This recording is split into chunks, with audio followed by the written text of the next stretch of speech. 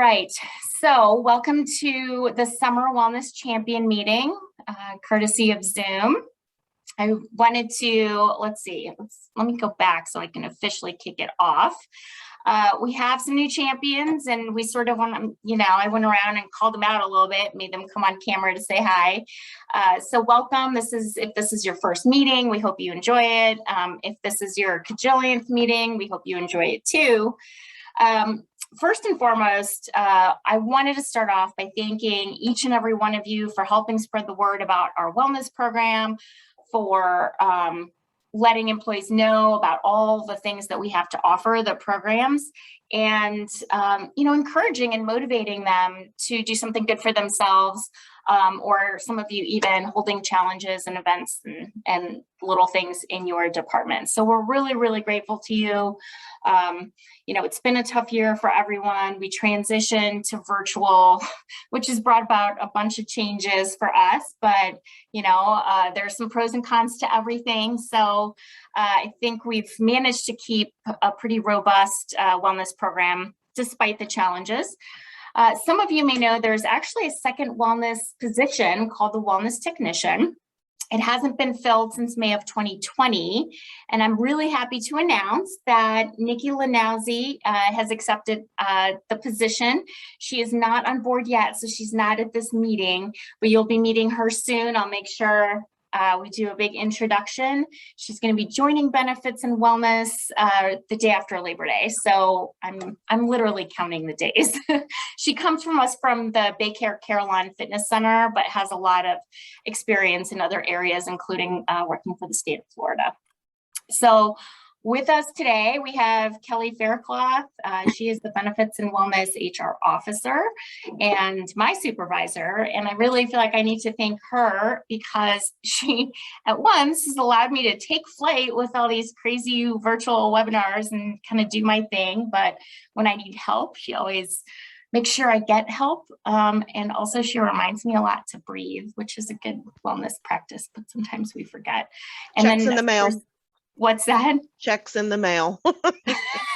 Yes, checks in the mail, or I'll just, supply you with Dr. Pepper for a while. We're also joined by Maria Ciro, as I mentioned. She's our new HR Assistant Director, and she's going to be saying hello to us in a few minutes. So here's our agenda.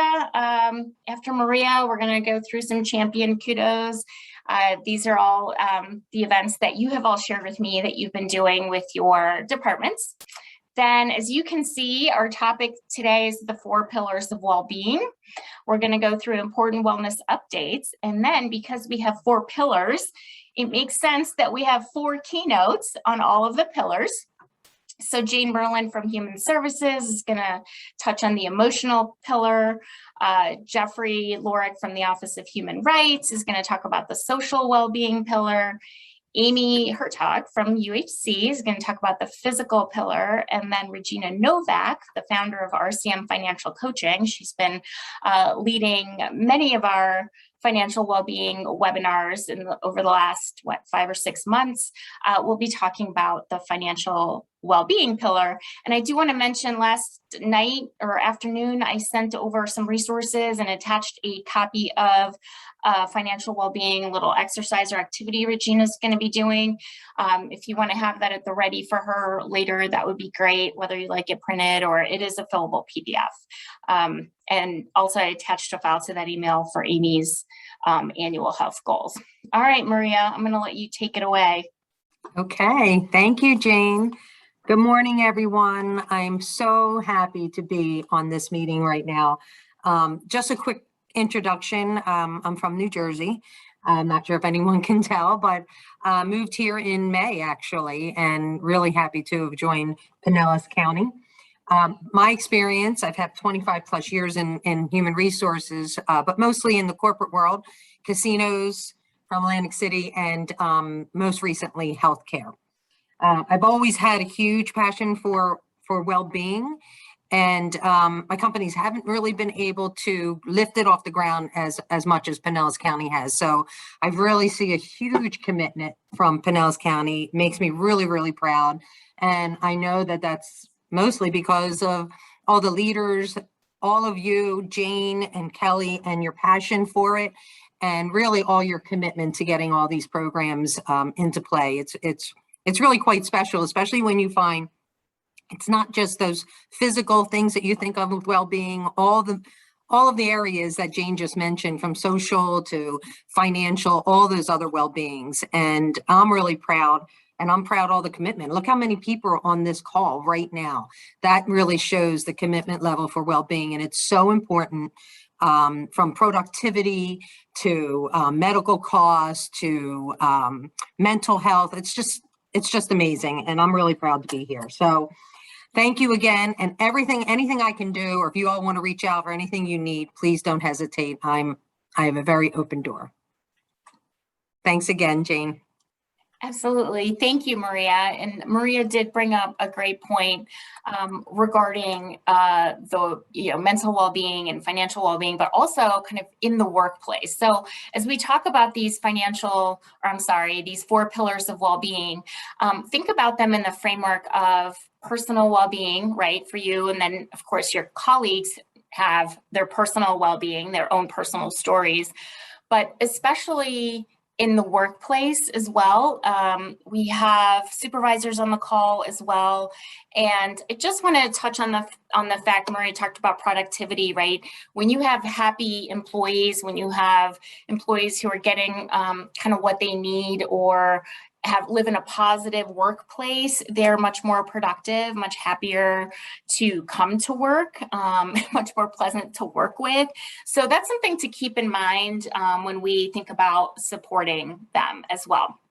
All right, so I wanted to acknowledge a few champions that have shared with us a little bit about what they've been up to this past year. So Angela Irvin Williams, she is the part of the clerk of the court down in St. Pete.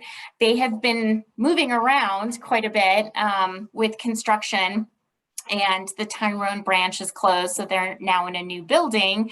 So they've got access to a new parking lot, and it is very conducive to taking some quick walks during break time. So we've got some employees walking there, which is fabulous.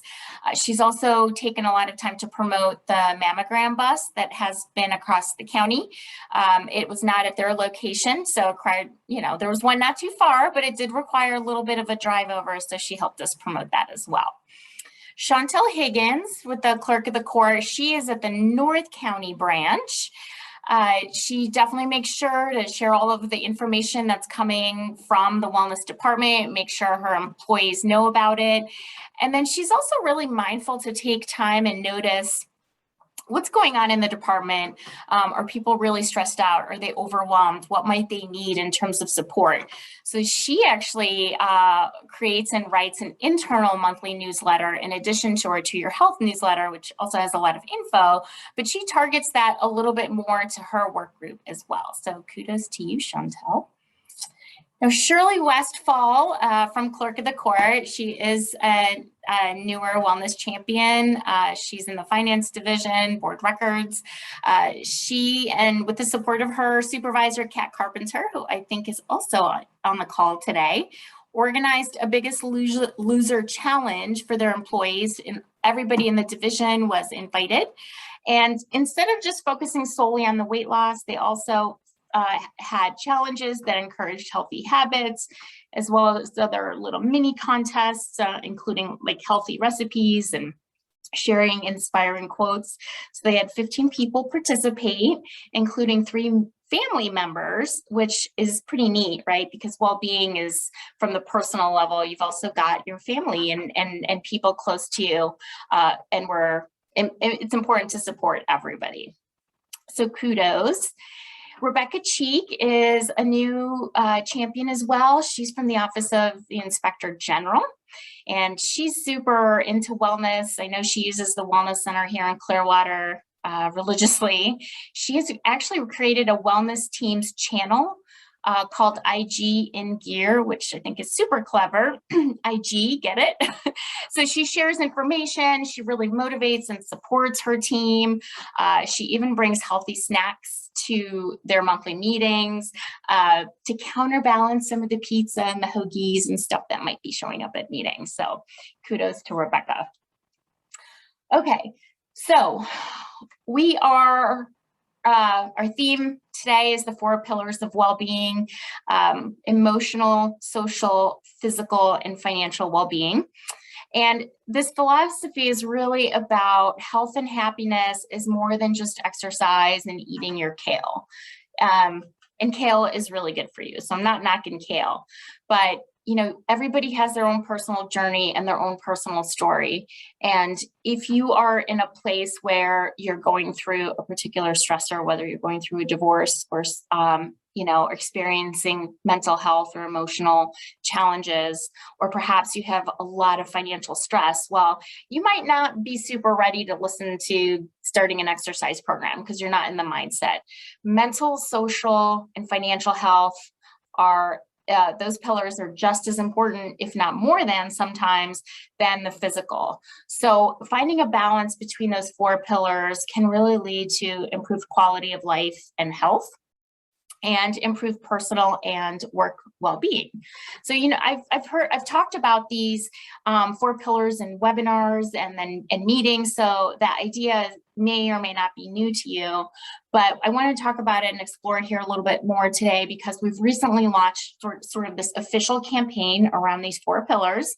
And I wanted to formally introduce the concept, not just to the champions, but you supervisors as well. That way we can support the staff and take advantage of the many resources that we do have that touch on all the 4 pillars. So when we design a wellness program, we really focus on basing that program on these 4 principles, which means having activities and classes and articles, educational information that touch on all these 4 pillars, because we're not all the same. Some of us might need more support in healthy behavior challenges and physical activity. Some of us maybe are not quite up on our annual and preventive screenings. So we've offered mammography, and we're actually going to have flu shots again this year on site. And then you can see in our list of webinars, this is just a quick list of the types of topics we've covered in the past year. So there's something for everyone. There's something for everyone in different stages of life. So for example, women's health, we've covered menopause, men's health, cancer prevention with men's health specifically. Gardening, that's something that we might not connect immediately with wellness, but gardening is a wonderful stress reliever. It's a great way to get physical activity, makes us feel great. So just some examples there. Oops, did I miss one? Yes. Okay. So to help us identify which pillar or to which pillar some of these programs belong, we have launched these pillar stamps. So for the physical well-being pillar, we have this little heart or ticker. Emotional well-being is this little person in the light blue. Social connection and social well-being is this purple, these chat bubbles. And then financial, we've got a little wallet here. So these help us navigate what pillars something kind of falls into. So this is our dementia awareness webinar flyer. And you may have seen this before because we've been sending these out. This is Jane Merlin's webinar that is also coming up on Monday again. And you'll notice in the flyer here, we've got all of the pillars listed that kind of is related to this webinar and the benefits and the education piece that these belong to. So it allows us quickly, all of us employees, to identify, hey, this could be of interest to me. This is about emotional well-being, for example. So we have all these great programs. We have a bunch of different virtual webinars, virtual at this moment, and that doesn't really matter unless people know, right? So if they don't know, they won't come. And we all know kind of the communication challenges that we have. We send out notifications and reminders in a variety of ways, but we all know inboxes get bogged down. Some people don't actually have access to a computer or, the front-facing counter, and they don't really get a chance to check their email. So it's really important for us to kind of take that into consideration. And your audience, your work groups, and everybody has a different situation. So I'll just want to kind of show you the items that go out that you yourself may have missed because you have a cajillion emails. So the first one is countywide email blasts, and I have a picture of it here. These are kind of what it looks like. It shows you here that the email comes from employee communications, and then the message would be something to the effect of check out these wellness activities. And we've done sort of this quick pick list of everything that's going on in the county, and then at the bottom here, you see all the links. Most of these have been cut off, but in the screenshot, but you can see that employees can click through that. So, you know, these are going to get lost sometimes in an email box. If you forward these to folks, they're much more likely to open something from somebody that they know.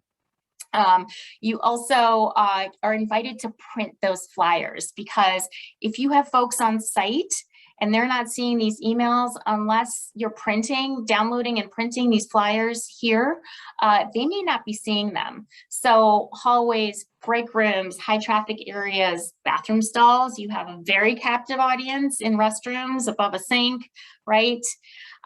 We also send out just champion emails. So these go just to you, and we're looking for you to forward those. And I'll show you in a second what those look like.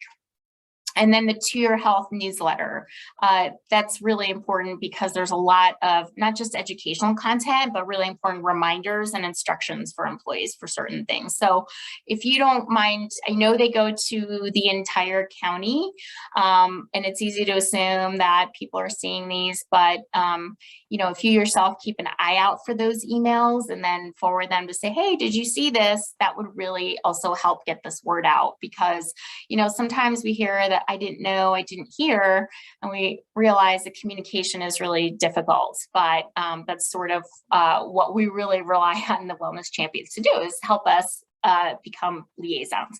So here's an example of the To Your Health newsletter. It comes out the first Thursday-ish of the month, so keep your eye out for that. I've put a picture of the August edition here, and you notice we've got our 4 pillars up here. And then what is this front page, right? This is, don't wait to get your biometric screening now. The process is new for 2021. This is important because, again, this is a big thing for employees, right? The process is new, so we want to make sure people know. And we talk about we list some questions. We have a ton of resources, including video. We've got cheat sheets for instructions. We've got a pictorial guide. So we really want employees to know about all of that. And again, the To Your Health newsletter, if we're talking about printing it out, obviously you're probably not trying to get these out in a, you know, hang them on a wall, because they're not conducive to that, because they're usually about 8 or 9 pages.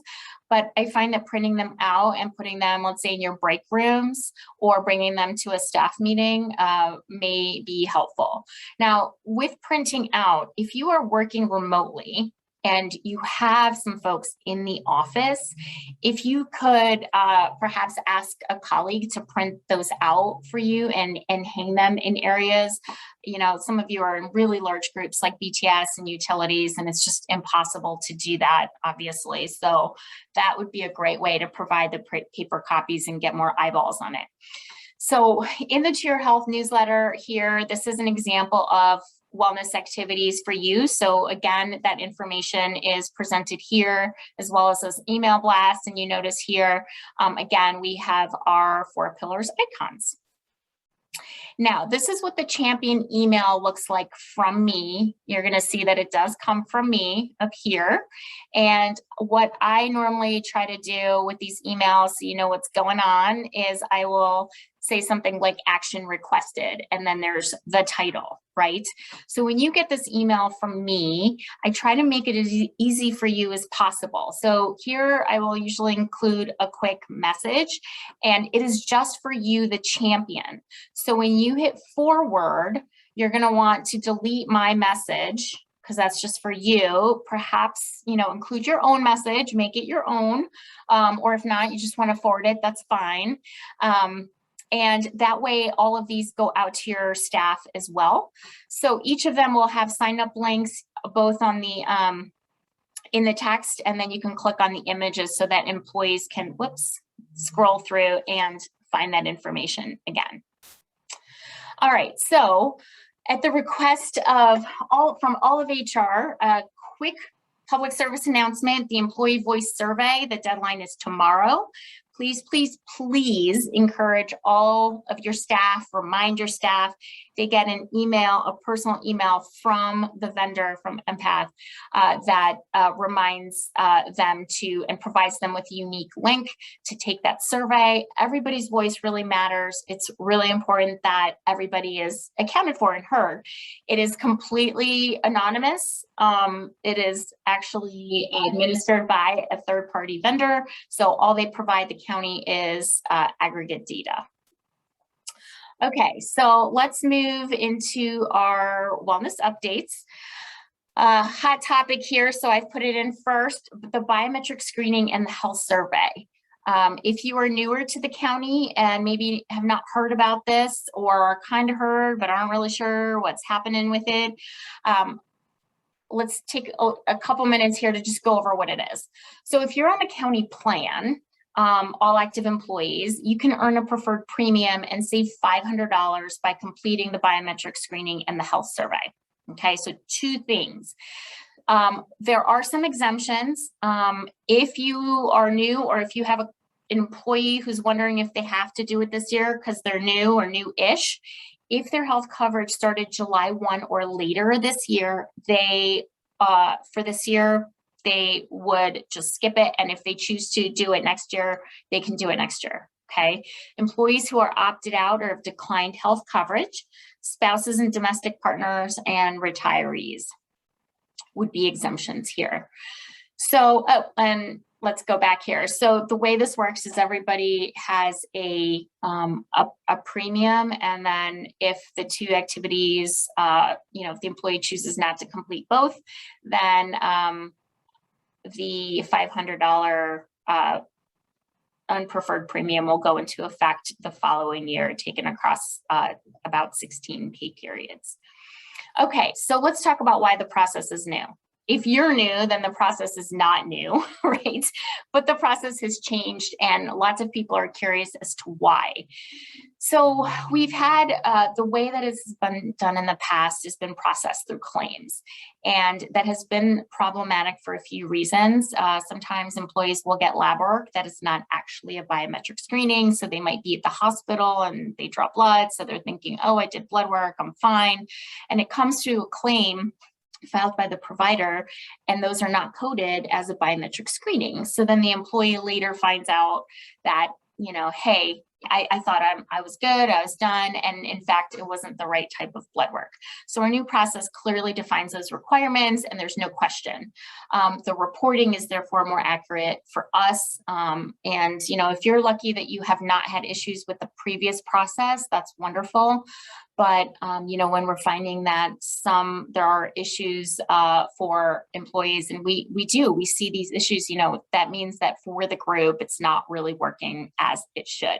And these results also will now automatically load into Rally, and therefore the Rally Health Survey, which we still need to do. Some people are asking why Quest instead of another lab.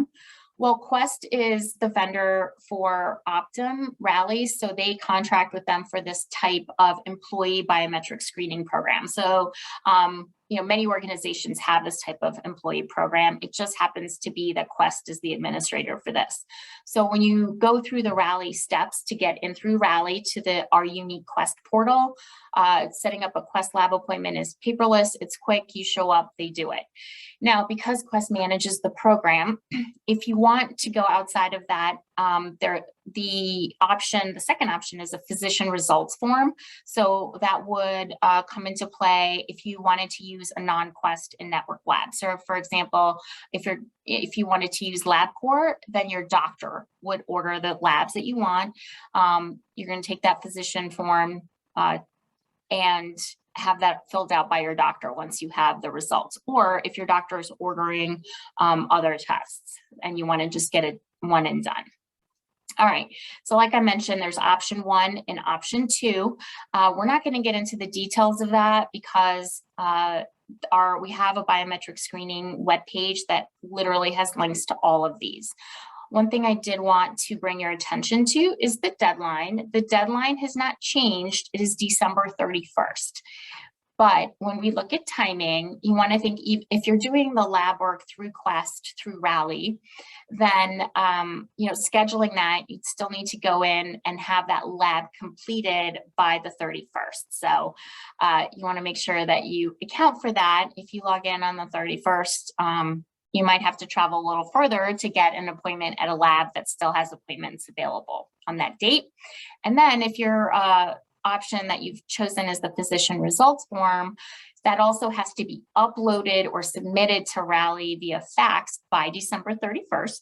So working backwards, that means that the test results had to have come in, and then also the doctor has to have completed them. Or, I mean, if you're using like a CVS or Walgreens, then the technician will also complete that, but they need to be uploaded by that day. So working a little bit in advance for that, planning ahead. And of course, again, yes, you do need to take the health survey. The results are going to be automatically uploaded, but there are some other questions. It doesn't matter. You can do the labs first, or you can do the labs second. It doesn't matter which way, because they will add the results automatically to the survey. Okay, in September, in addition to all of the resources and videos that we have out there, we'll be scheduling some live info sessions, both for supervisors and for employees, and we will announce those dates as soon as we have them. All right, some other things coming up. The on-site flu shots clinics, we have scheduled for 7 locations administered through Publix. In late September and early October, we'll be announcing those locations as well. Now, if you have questions about Publix, whether they're doing the gift cards this year, the answer, unfortunately, is no. They're not doing them in the stores. I know CVS is not doing them. I don't think Walgreens is doing them, because the costs for all of the supplies have risen quite a bit. So they're not, unfortunately, offering the gift cards. Also, Baycare Mammo Days. So we had the mammography bus. We still have 1 location coming up for mammography at the Star Center on August 26th. So, excuse me, there's still time for that. But Baycare, we've partnered with them for many years for Mammo Days. We have days that are set up in late October and early November, specifically for Pinellas County employees. And I know that ladies have been doing that for years and have loved that experience. So we'll be also announcing those dates in September. All right, so now we are going to move on to our emotional well-being pillar, and Jane Merlin is going to be your presenter. So Jane, take it away. Thank you, and good morning, everybody. It's wonderful to be here, and I am just so thrilled that we have the opportunity for employee wellness with our organization. I think that we are really unique and fortunate to be able to have that. And I also just want to say thank you to all of you as our wellness champions, because these are such important programs. And again, we're very fortunate to have them and have you in order to let us take advantage of those. So again, I'm Jane Merlin. I'm with Human Services, and I'll be talking to you today about emotional wellness. So, you know, we're all unique and we respond differently to different situations that happen to us.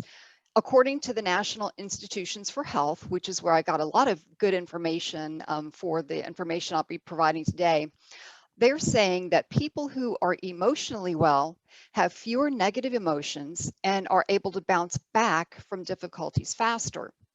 Now, we all know that 2020 and 2021 have been challenging years for everybody. In addition to dealing with a pandemic, regular life issues continued and certainly added to everybody's emotional well-being. We had to do a lot of adapting and learning how to live, work, and play in many different and unique ways. And so finding and maintaining work-life balance looks a lot different than it has in the past. Being a caregiver can generate a lot of stress and can have a profound impact on emotional well-being. And there's many types of caregivers. There are those who care for a child, someone with a chronic or a terminal illness, substance dependency, or an elderly parent. And because it's extremely prevalent in our community and actually throughout the state and the country, I'm going to be using dementia and Alzheimer's as the example of how this kind of stress can have a tremendous impact on emotional stress. So those who are caregivers are likely under a great deal of stress. And while it's rewarding to take care of a loved one, it can be very difficult and at times challenging.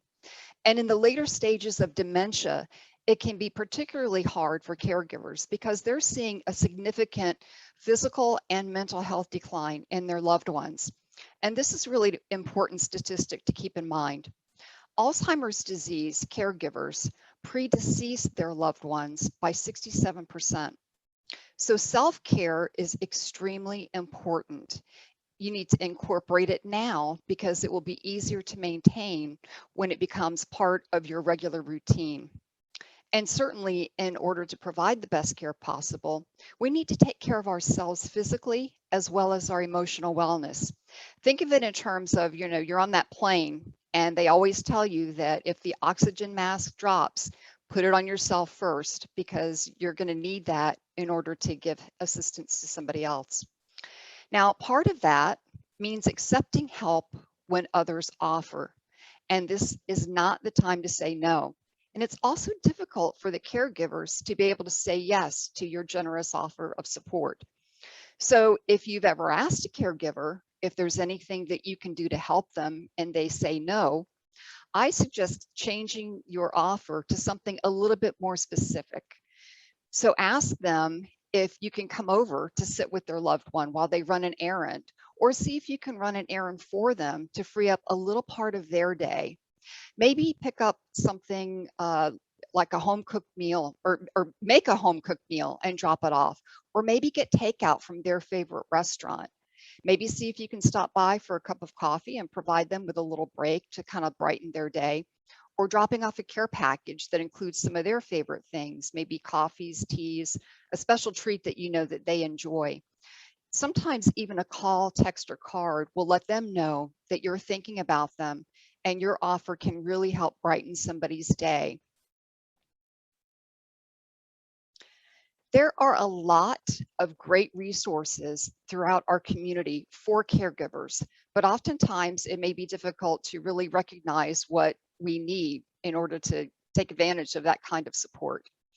So I'm going to ask Jane to please send these resources over to everybody after the presentation today. And I also want to mention that Human Resources in the August edition of To Your Health has a wonderful Caregivers Corner. And I hope that everybody had an opportunity to read that this month. It was really terrific. And it includes information about a great resource being provided by Celisa Bonner. And she's with the Memory Care Clinic at Morton Plant in Clearwater. She's got a lot of great resources that she's very happy to share. You can sign up for her email and she will be happy to send you those resources. And she works a lot with caregivers and patients who have dementia and Alzheimer's. These are just a couple of examples that I found were very helpful, or I feel like they could be very helpful to individuals. The first one is a companion card, and it lets the restaurant staff know that you're not quite done with your meal, that you're assisting somebody else. And then the other one is a companion card that can be used for your loved ones who may be having dementia or Alzheimer's. And it lets the individual know, again, could be in a restaurant or a retail establishment, but it lets them know that your loved one has Alzheimer's and they're going to need a little bit of patience, and it thanks them for that patience. Those cards are provided on a full sheet. You can print them and print as many as you would like. On those companion cards, I can get those for anybody who may need them. So just reach out to me and I can provide those as needed. So let's talk a little bit about how we can develop a more positive mindset. Just a few tips to kind of help keep us on our wellness journey. So I think it's important to remember your good deeds and give yourself credit for the good things that you're doing for others each day. Forgive yourself. This can't be stressed enough, in my opinion. We all make mistakes, but we can learn from them, but we really shouldn't be dwelling on them. That's just going to drain us of our energy. It's going to give us negativity, and that's the opposite of what we want to do. So focus on the positive and forgive yourself on those mistakes and learn from them.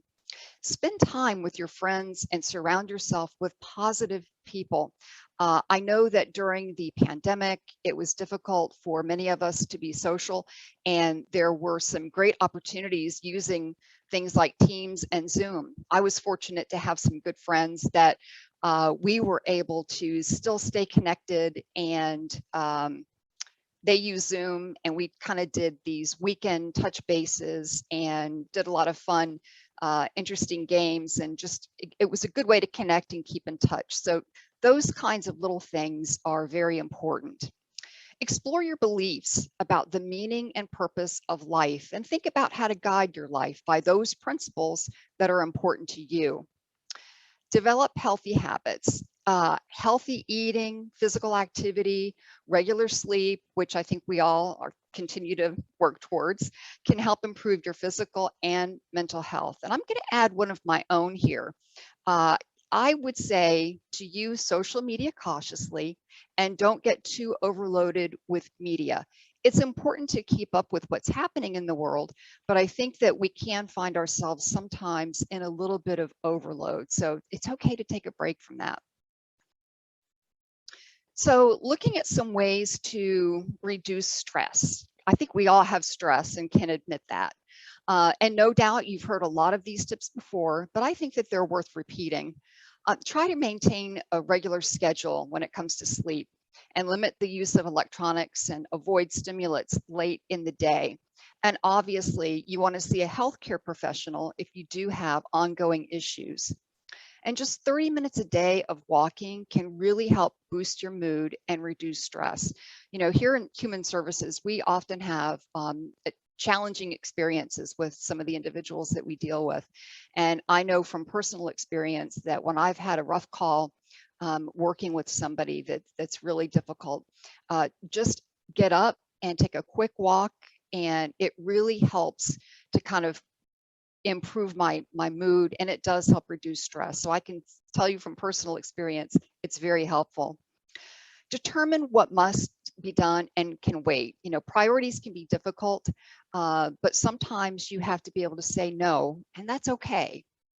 At the end of the day, focus on all the good that you accomplished, not what didn't get done. And I think it's helpful to keep a checklist. Personally, I love being able to make those check marks and looking to see at the list of my to-dos and seeing how much I did get accomplished. Another idea that I stole from Pinterest is to think about keeping a positivity jar. Jot down some of those positive things that have happened and put them in a container, and pull them out at the end of the year. Maybe New Year's Eve would be a good time to do that, and reflect on all the good things that happened to you as you ring in this new year. Relax, listen to music, take a leisurely walk, and obviously seek help.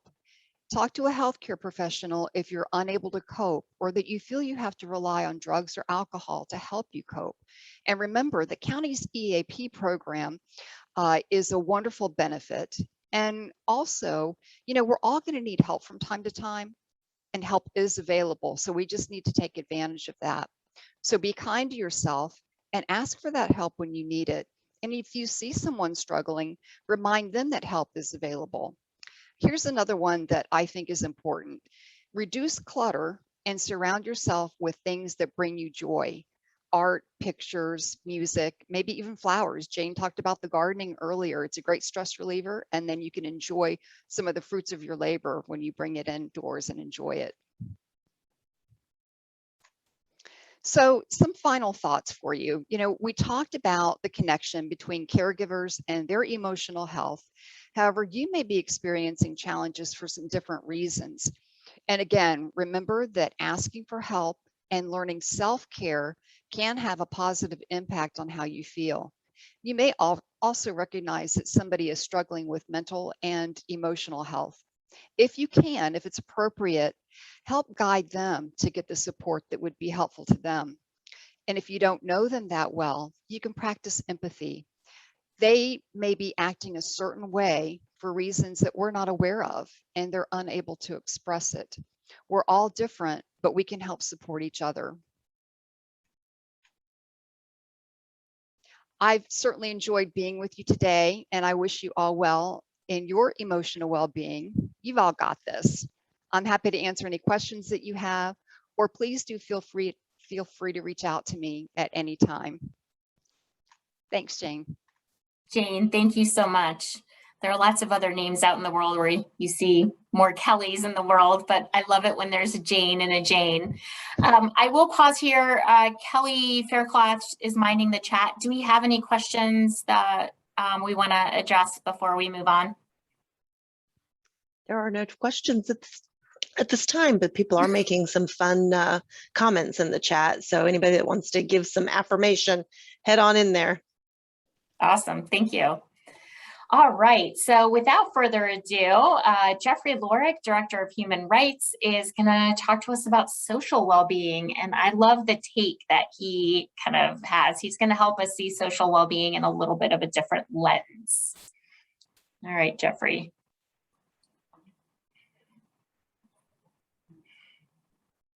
Oh, and I'll just chime in as you're unmuting, Jeffrey, because we can't hear you. If I'm not advancing your slides in the way that you need, you just holler and tell me to keep moving.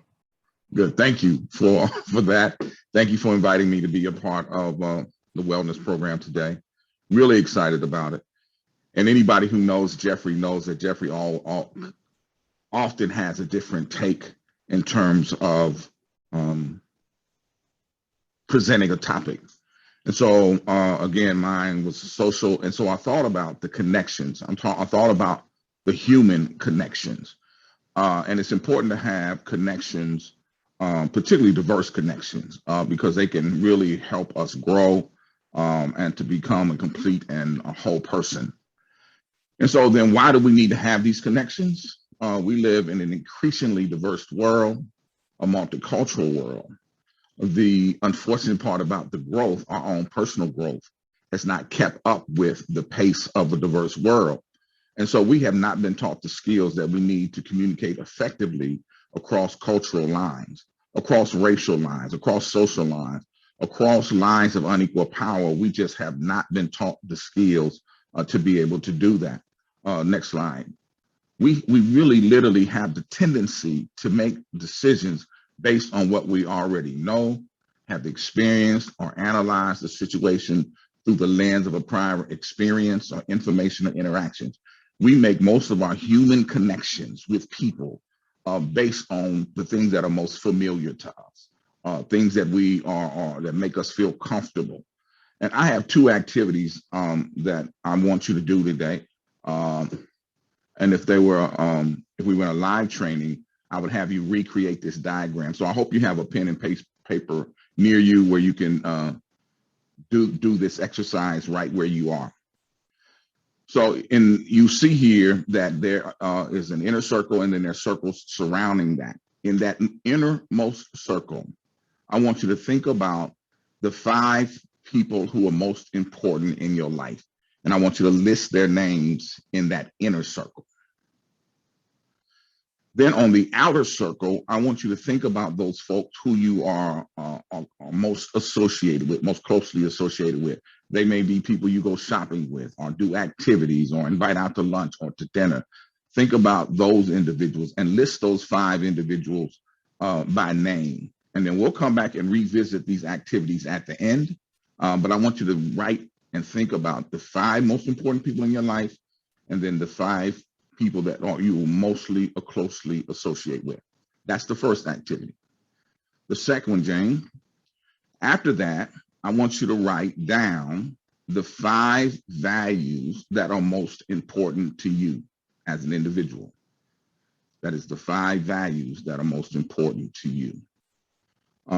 So first, we're going to do our closest friends, family, and associates, and then the next round will be those who we associate with, and then after that, list the 5 important values. And we're going to come back and revisit these activities at the end.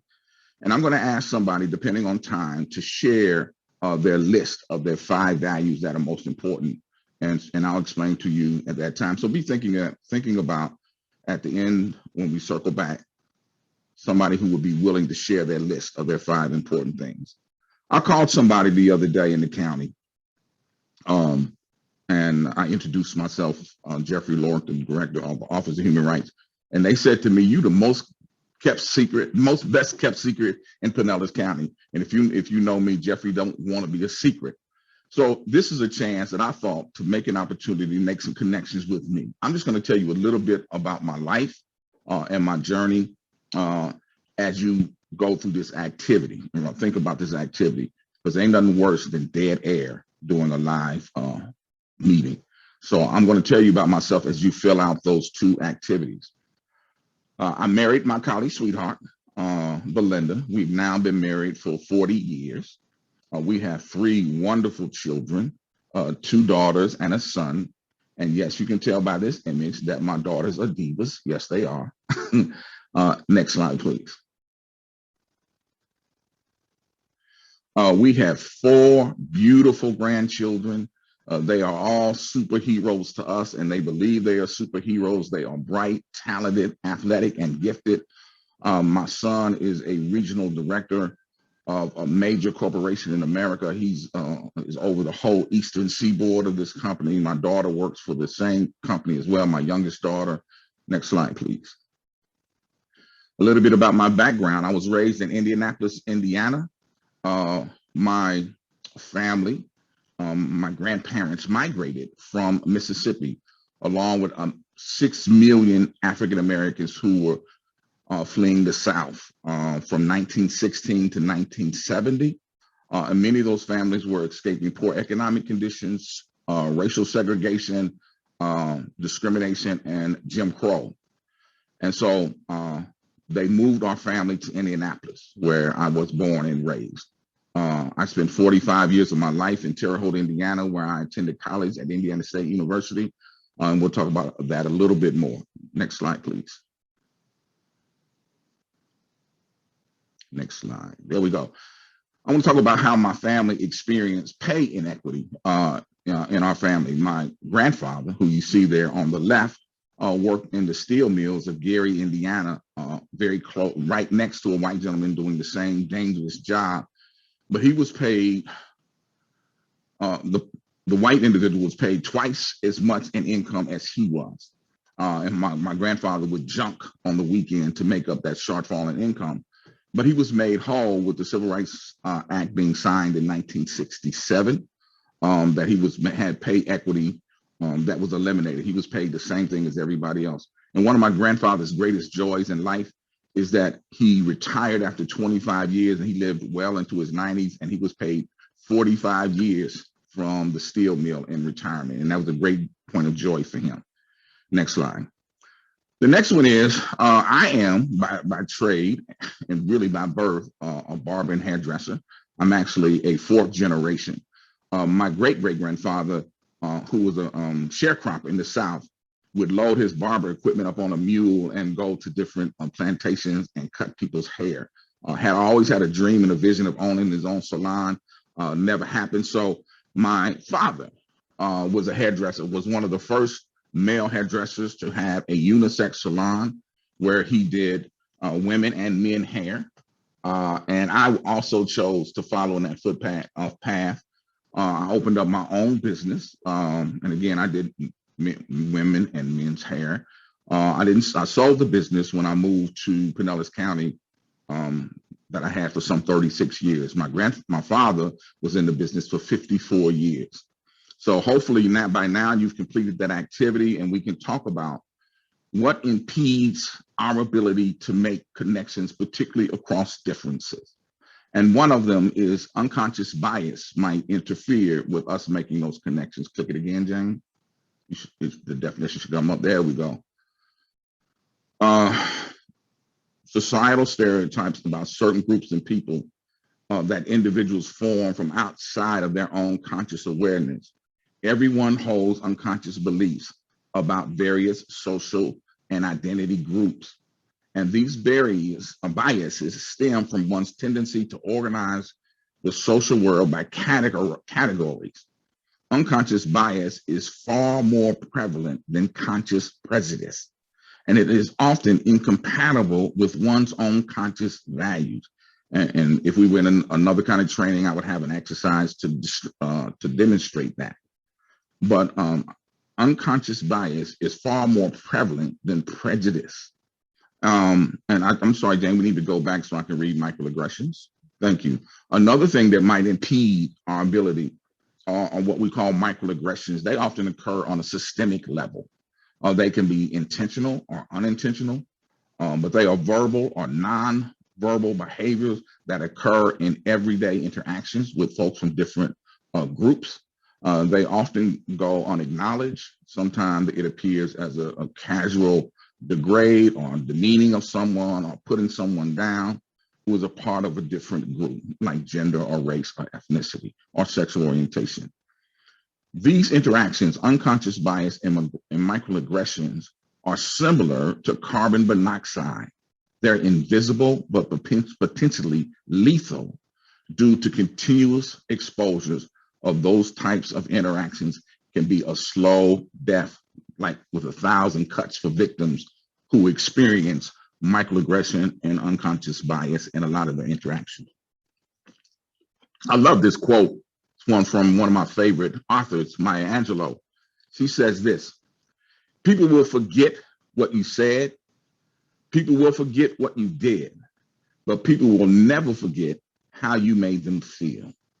And that's really important and can impede our ability to build connections. People really never forget how you make them feel. Next slide, please. We talk a lot about in our everyday lives about diversity, and we should. Diversity is important, but the thing about diversity, we're not quite there yet, Jane, if you can go back, please. Diversity shows up when people show up. Even if all of us in this team's meeting were of the same race or the same gender, we would still have diversity. Diversity shows up where people show up. You'd have a different experience generational. You would have a different experience through your religious views. There would be diversity shows up, but the real key is, now we can go to the next slide. Diversity's definition means nothing but differences. That is all that it is. There are a lot of things that are associated with it in an ancillary way, but the true definition of diversity is difference. So I wrote this statement that diversity defined is different individuals valuing each other regardless of skin, ideology, talent, or years. Diversity, true diversity, is the sworn enemy of prejudice and discrimination. To understand diversity, we must understand and appreciate all of humanity. Understanding leads to a shared vision and a bridge of building across these differences. Next slide. We should, as a county, we should, as individuals, we should, as communities, create a just and inclusive society where all people and communities have an opportunity to succeed. That ought to be our goal every day when we have different interactions out in the world, as we engage with individuals in our workplace. Next slide, please. Inclusion is really the key. Inclusion is the achievement of a society in which all individuals are treated fairly and respectfully and have equal access to opportunities and resources. Inclusion is this. It is the deliberate acts and steps that we take to make the mix work.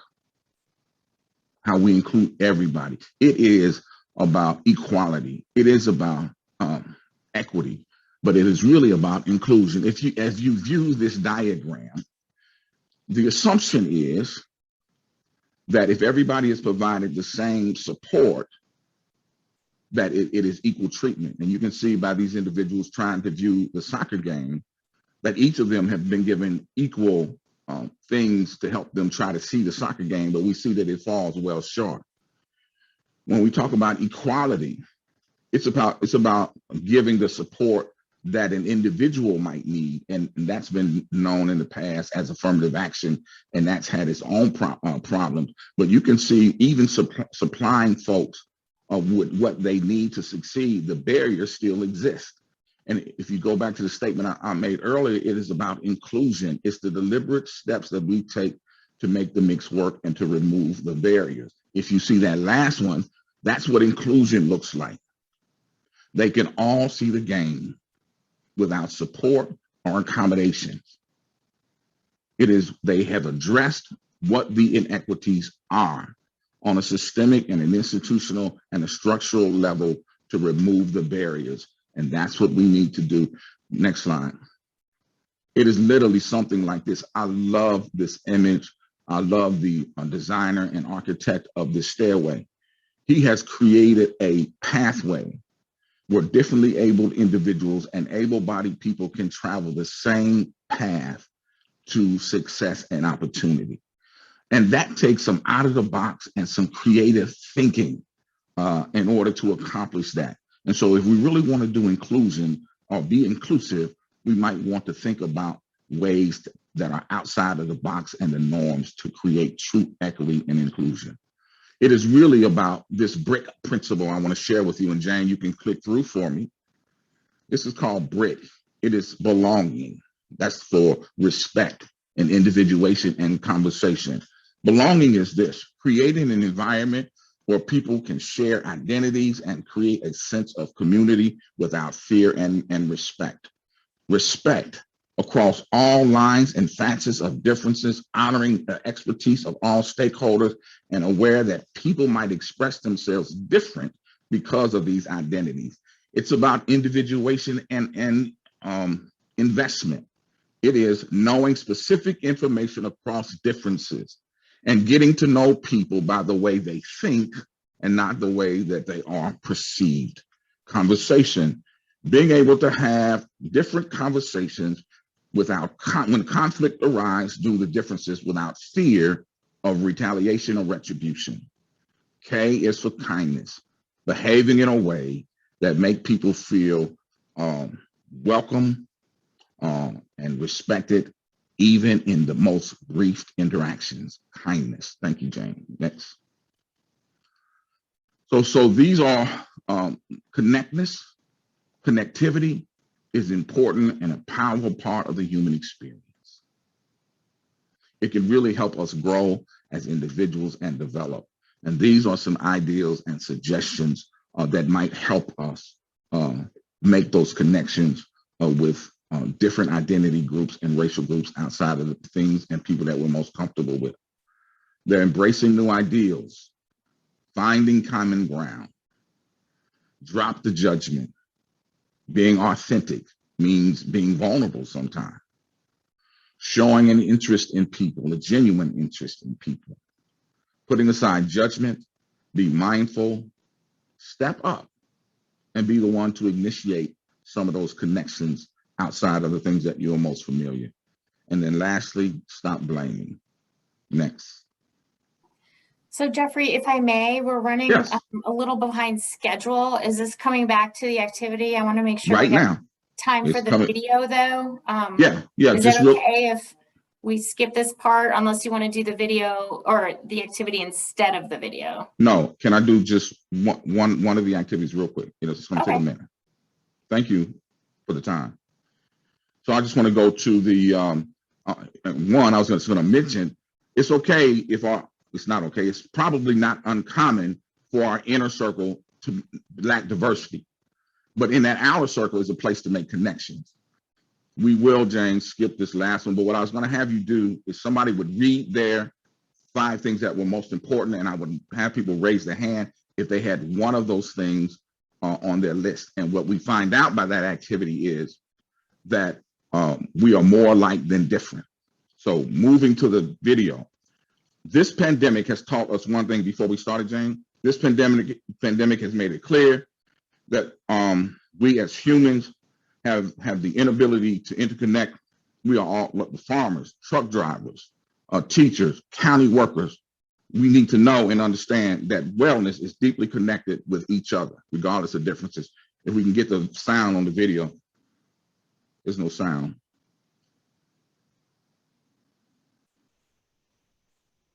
Sorry about that, Jeffrey. I think I didn't share the screen properly. I don't know that I can go back now. Okay.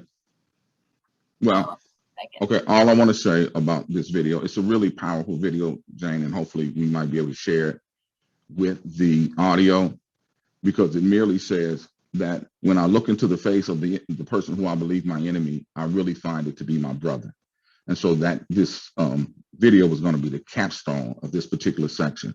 So thank you for your time. Sorry for running over if I did, but I thought it was important to have this information shared. Oops. All right, I am so sorry. That was my failure in sharing the screen properly to include the video. It is really powerful, so I'm going to figure out how to share it. It's a pretty big file, so hopefully we'll be able to figure it out on our end and send that out to you. Sorry about that, Jeffrey. All right, well, thank you so much for your time, Jeffrey. You have such a wonderful perspective, and I hope this pillar, you've kind of thought about it maybe a little bit differently in terms of what social connections are and how we are active players in that. All right, so moving on to the physical well-being pillar, Nurse Amy Hertog is going to talk about preventive care. Thank you. Can you hear me? We can. Okay, Jeffrey, you're going to be a tough act to follow. It was very excellent. So we're going to talk about preventive care as a part of the physical pillar. It's not the complete physical pillar, but it is a part of it. We're going to start with the impact of COVID-19 on preventive care. So the COVID-19 pandemic has had an impact on preventive care. We know that an estimated 41% of adults in the US have avoided medical care during the pandemic because of concerns about COVID-19. As you'll note on the bottom with the resource or reference, this was retrieved 2 months ago. Obviously, as the situation has evolved, I'm sure it has not gotten any better with preventive care. If routine care continues to be avoided, adults are going to miss these opportunities for managing their chronic conditions, getting routine vaccinations, and really possibly early detection of new conditions. So, why are people delaying their care? We know that it included closures, minimizing their visits, the awareness of the prevalence of COVID-19, their own anxiety, and misconceptions about those provided services. So we're going to talk about a survey. COVID-19 was a wake-up call for people. Rally has a Preventive Care in America survey. So this is not a survey of Pinellas County government employees. This was like a national survey. And they surveyed more than 4,000 adults and found that COVID-19 dramatically reshaped how people feel about their health and how they are accessing their care. And it's really taken a lasting toll on their mental well-being. And it's made it clear that a lot of Americans have a very limited view of what preventive care really means. But there also emerged a glint of optimism in all this, and that is that employees have a heightened interest in their health and they're eager for guidance. So COVID-19 made us realize that our health is important. So according to survey findings, 41% of Americans are nervous about visiting a healthcare provider. That may have increased over the last few months. 38% plan on avoiding seeing a provider until COVID-19 was under control. And 35% have missed routine medical appointments and recommended screenings. That's huge. So there may also be a projected impact of delayed care that is linked to the COVID-19 pandemic. And the National Cancer Institute is predicting that there will be 10,000 more breast and colorectal cancer deaths over the next decade because of decades delays in care related to COVID-19. So we may wonder, what's really driving our preventive care goals? And on a national level, there's a lot of drivers that engage with preventive care best practices and policies, and we're just going to mention 3 of those drivers, although there's many more. So the Affordable Care Act, or ACA, was signed into law in March 2010, And while there's different components to this legislative act, some of it does involve preventive care. So preventive care, vaccinations, certain medical screenings cannot be subject to co-payments, co-insurance, or deductibles. And specific examples include preventive mammograms and colon cancer screenings, wellness visits, gestational diabetes screenings, HPV testing, sexually transmitted infection counseling, contraceptive methods, breastfeeding, support, and supplies. Next is the U.S. Preventive Services Task Force, and that task force is an independent volunteer panel of national experts in disease prevention and evidence-based medicine. The task force, what it does is it works to improve the health of people nationwide by making evidence-based recommendations about clinical preventive services. And then there's the Healthy People Initiative. The Healthy People Initiative has been around for a while, and that is designed to guide national health promotion and disease prevention efforts to improve the health of the overall nation. And it's released by the U.S. Department of Health and Human Services every decade since 1980. Healthy People identify science-based objectives with targets to monitor progress and motivate and focus action. So we are on the next round of Healthy People. So let's define preventive care. What is it? Preventive care helps detect or prevent serious disease and medical problems before they can become bigger issues. And preventive care includes routine health care that includes the screenings and the checkups and patient counseling to prevent illnesses, disease, or other health problems. There are 3 levels of preventive care, but for today, we are going to just review the primary preventive care. So preventive care recommendations are typically based on 3 things: age, gender, and sometimes on risk factors. So as an example to you, the U.S. Preventive Services Task Force recommends annual screening for lung cancer with low dose computed tomography, or the CAT scan, in adults aged 50 to 80 years who have had a 20-pack year smoking history and currently smoke, or have quit within the past 15 years. And a lot of people don't know that. So why should we engage in preventive care? Chronic diseases, we know that they can profoundly reduce the quality of life for patients and for their families. They can affect the enjoyment of life, family relationships, and finances. So preventive care, it can touch on a lot of the other pillars. Working can be difficult for people with chronic disease, and we know that the rates of absenteeism are higher and income is often lower among people who have a chronic disease compared with people who do not have one.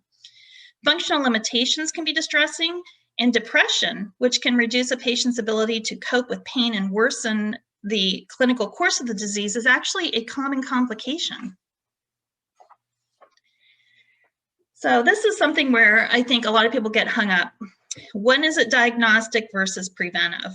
So sometimes we have this confusion about when a preventive service is no longer a preventive service, but it is actually considered to be a diagnostic service.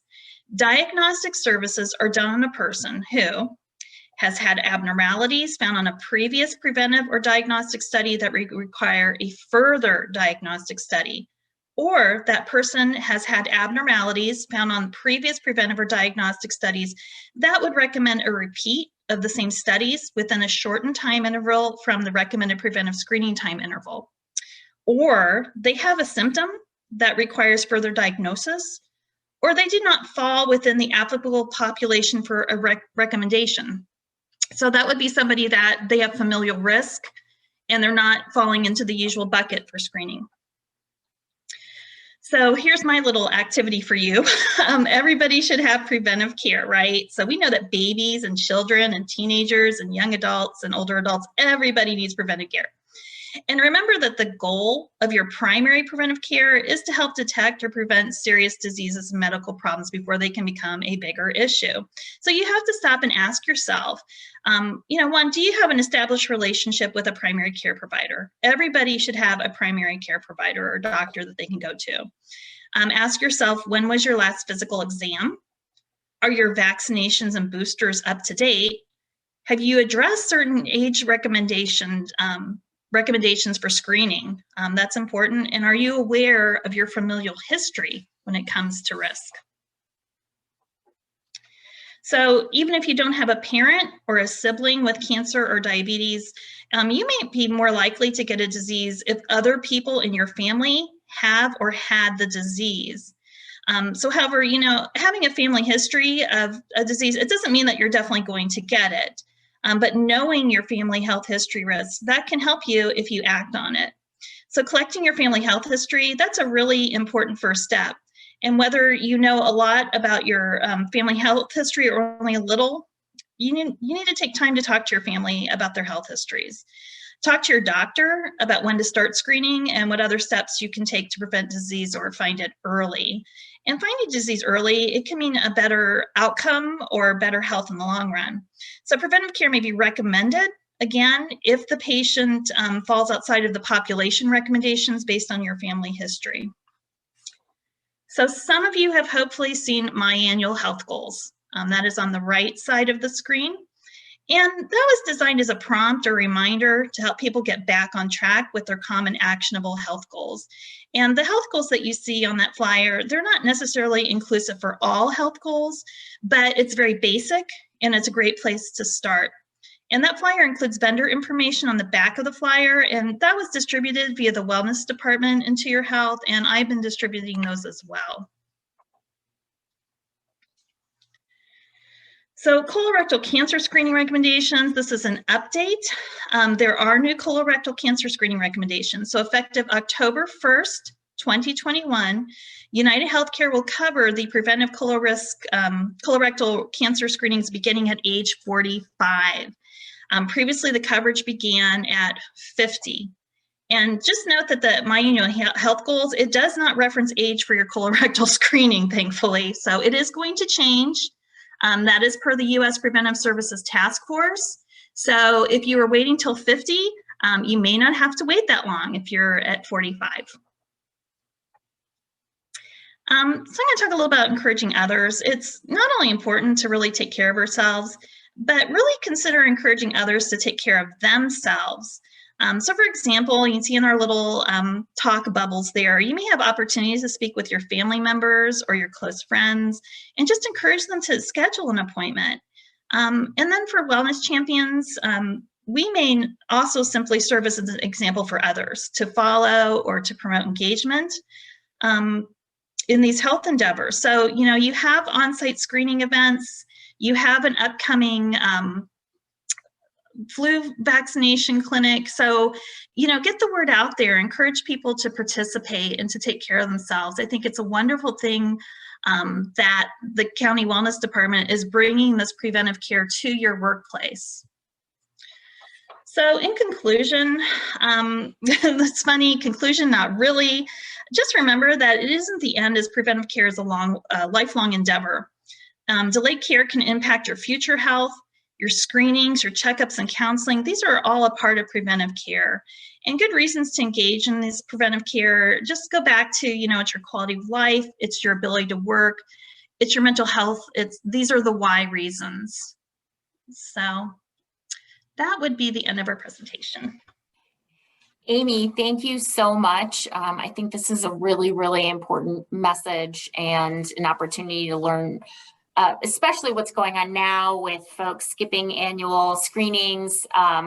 This is a great time to remind people that as we are all tend to be a little bit behind potentially, the biometric screening is one of the simplest. So at the very least, ways to make sure you know your numbers to get at least something checked as far as preventive, because those numbers for cholesterol, for A1C, for blood pressure, you know, we don't know necessarily that these numbers might be rising. And for some of us, there could be a big difference year over year as to where the numbers are. So, you know, that biometric screening is actually a really important piece of preventative care.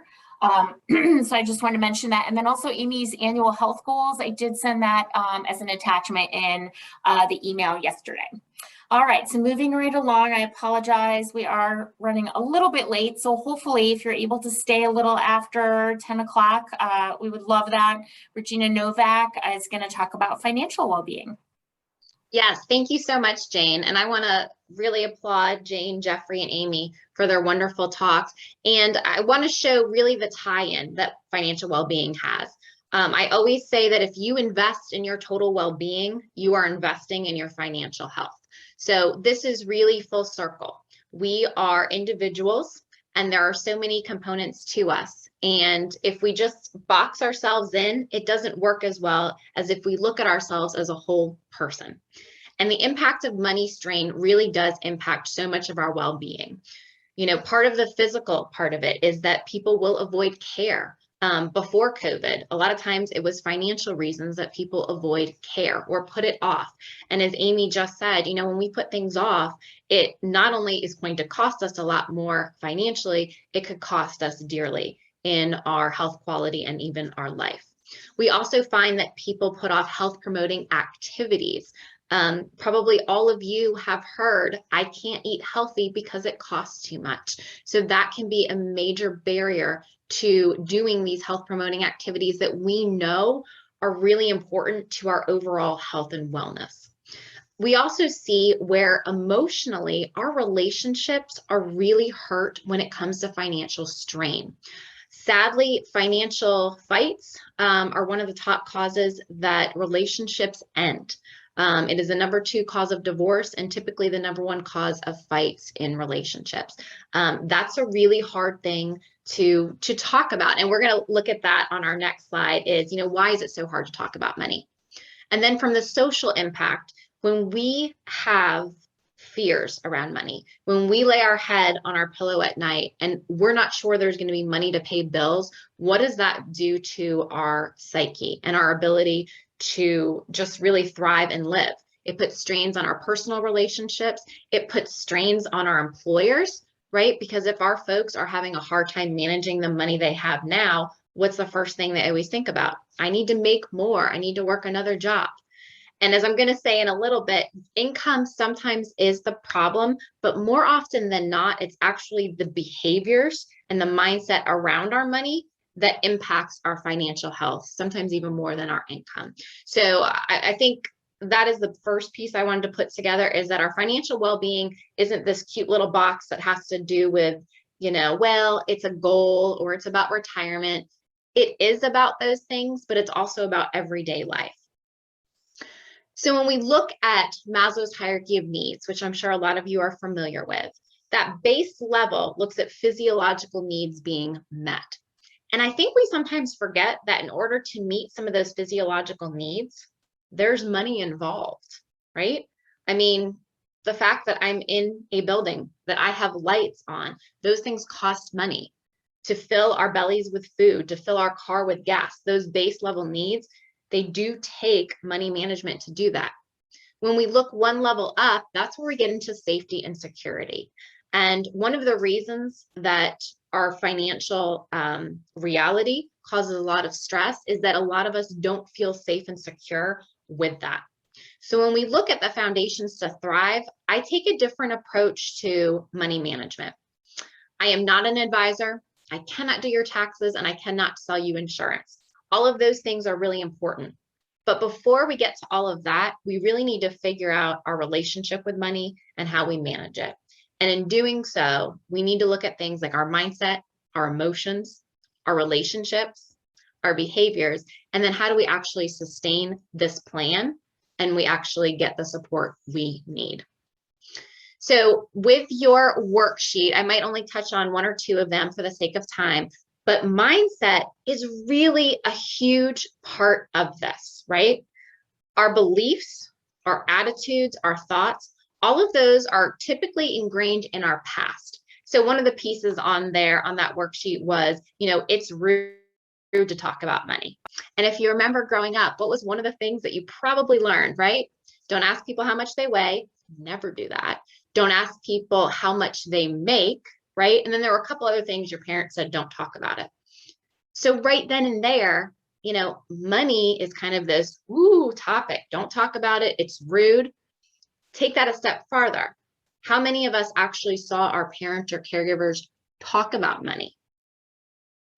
If they did talk about it, what was that like? What emotions came out of it?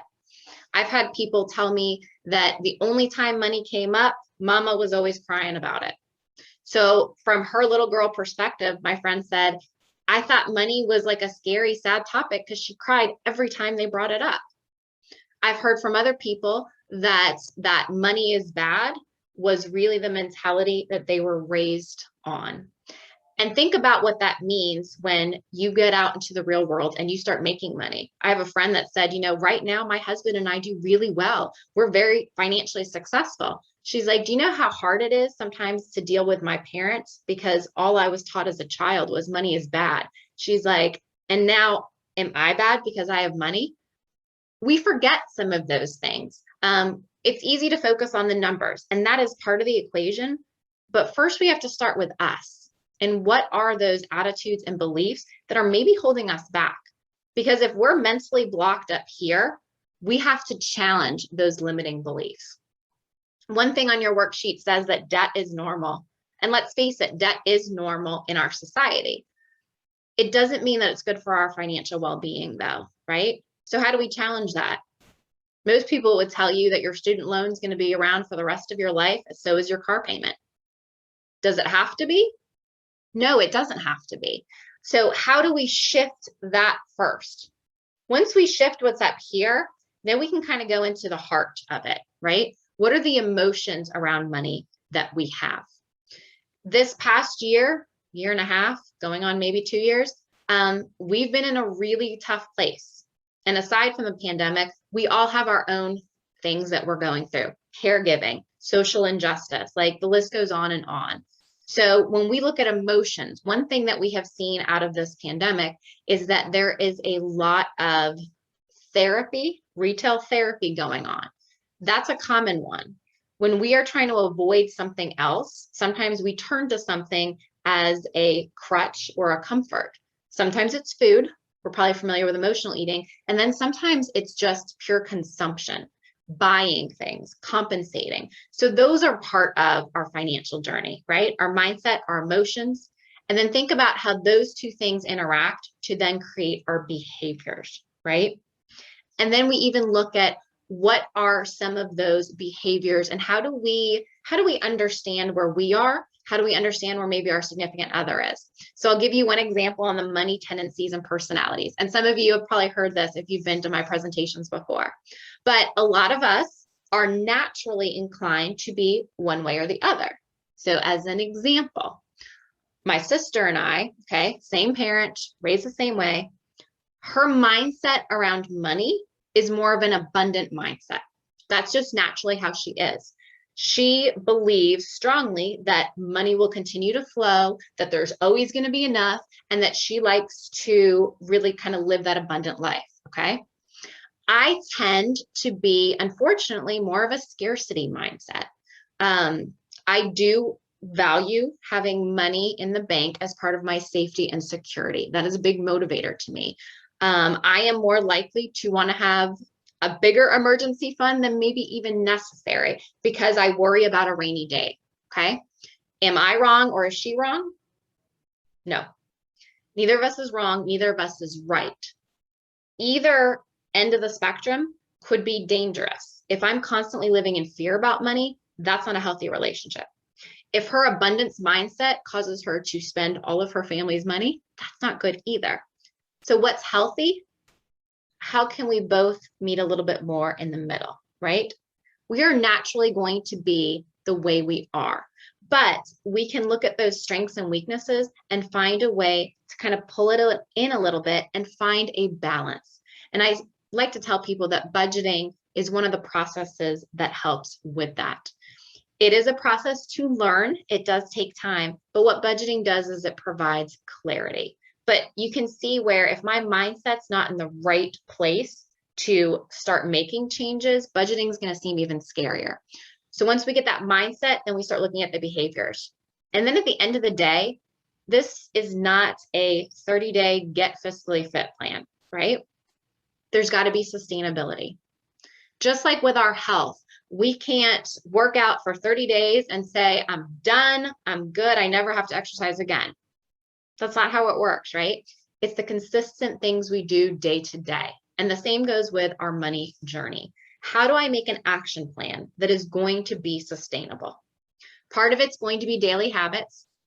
Part of it's going to be a good support system, having resources within your employer, having people in your network that you can ask for help, whether it's personal relationships or professionals that can help guide you. And I think the other piece too on the sustainability, the biggest piece is believing that not only can you do this, but that this journey is worth it, right? This is the long game. It's not a sprint. And there are going to be some detours along the way, right? That's life. But how do we create a plan where if we have to pivot or we have to pause maybe and stop what we're doing to move forward and just be because of something happening in life, that we know that it's a season and that we can keep moving forward because our financial journey really is the rest of our life. So I do encourage you, I know we're short on time, but if you could go through that worksheet and really think about some of those things. And if that is something that you have to challenge yourself, I encourage you to think about it, because once we can kind of get out of our own head, we can really move forward with our health behaviors, and finances is one of those health behaviors. All right, Regina, that was amazing. Thank you so much. Regina has been teaching, as I mentioned, many of our financial well-being classes for financial well-being for singles, for kids, finances and relationships, food on a budget, planning for retirement. We're going to have an upcoming one in September for budgeting for the holidays. So in the resources that I did email you, you're going to find a link to the Wellness Classes webpage. We list all of the upcoming ones that are going to be live very soon. And then toward the bottom of the page, once the live webinars are over, we share the videos as available from each of our vendors, so that if you missed it, you can always watch it later at your convenience. And also, of course, your employees can watch these later. So just knowing that the Wellness Classes webpage exists and it's a great one-stop shop of everything that's going on, please share those with them as well. And also, as a reminder, this is a public-facing website, right? So you can always send this link to somebody that you know, a friend, a neighbor, a colleague, saying, hey, look at all this stuff. I thought of you when I saw this. Maybe this would be of interest. So I'll pause. I know we're at 10 o'clock. Kelly, are there any questions in the chat for Regina or otherwise, or are you just all chatting away? We're all having a great time chatting, and lots of affirmations, and everybody thinks the presentations have been fabulous. I agree, but we don't have any questions. Well, great. So that's a good sign. I guess everybody was really thorough. Thanks again to Regina, Jeffrey, Jane, and Amy. You guys, you really just made this meeting, I think, amazing. So much great information. Thank you again to all of you champions, everything that you do for us, for your employees. Thank you to the supervisors for attending. You play such an important role in supporting wellness for your employees. That could be anything from saying, hey, yes, go to this webinar, watch this webinar. Hey, yes, you had a really tough phone call or a customer. If you need to step away and take a breather, please do that. You know, we encourage that. So there are many ways to support all of our employees. So I thank you again. We'll make the recording available, and I wish you all a great day. Great. Thank you so much, Jane, and everyone. Appreciate it. Thanks. Great job. Bye. Good job, Be well. Jane. Stay You're the safe. best. Bye. Bye. Thanks, guys. Thank you, everybody. Thank Have you. a good one.